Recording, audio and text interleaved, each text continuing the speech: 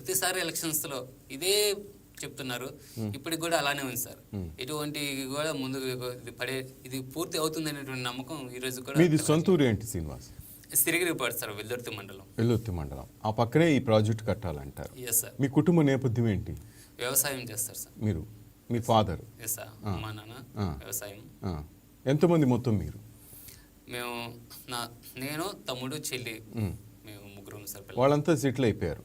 నువ్వు మాత్రం నిరుద్యోగిలాగా, అందరు నిరుద్యోగులు ఇలాంటి ఫైల్స్ పట్టుకుని వాళ్ళ సర్టిఫికేట్స్ పట్టుకుని తిరుగుతుంటారు అన్ని చోట్లకి. నువ్వు మాత్రం నీ ఊరికి ఆ ప్రాజెక్ట్ కోసం ఈ ఫైల్ పట్టుకుని తిరుగుతున్నావు. ఏంటి దీక్ష, ఏంటి ఇదంతా ఏంటి?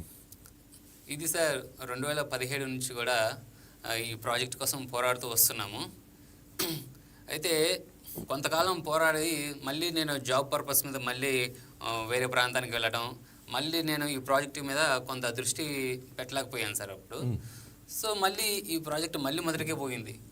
నేను ఆ తర్వాత రైతుల ఆత్మహత్యను చూసి అసలుకి అన్నదాతలు ఏంటి ఆత్మహత్యలు చేసుకొని చనిపోవడం ఏంటి, సో మా ఊర్లో వాళ్ళు, పక్కింటి వాళ్ళు, చుట్టుపక్కల ఉన్నటువంటి విలేజెస్ వాళ్ళు ఆ రైతుల ఆత్మహత్యలు చూసి ఈసారి ఎట్టి పరిస్థితుల్లో కూడా ఈ ప్రాజెక్టు పూర్తయ్యేందాకా కూడా దీనికోసం పోరాడాలి, దీన్ని సో ప్రతి క్షణం కూడా నాకు గుర్తుండాలి అనేసి ఆ రైతులు చనిపోయినటువంటి రైతుల బాధ అనేది నాకు ప్రతి క్షణం నాకు గుర్తు రావాలి. సో నాయకులు హ్యాపీగా ఏసీలో పడుకొని ఏసీ కార్లలో తిరుగుతుంటే సమస్య అనేది వాళ్ళకి తెలియదు, ఒకవేళ సమస్య తెలిసినా గుర్తుండదు. సో అలాగే సరే వీలున్నప్పుడు చేద్దాంలే అనేటువంటి ఉంటుంది రాజకీయ నాయకులు. సో ఈవెన్ నేనైనా సో అంతా సాఫీగా ఉంటే సో సరే నాకు వీలున్నప్పుడు చేయొచ్చులే అనేటువంటి విధానం ఉంటుంది. కానీ నాకు ప్రతి క్షణం కూడా నాకు ఆ పెయిన్ తెలియాలి.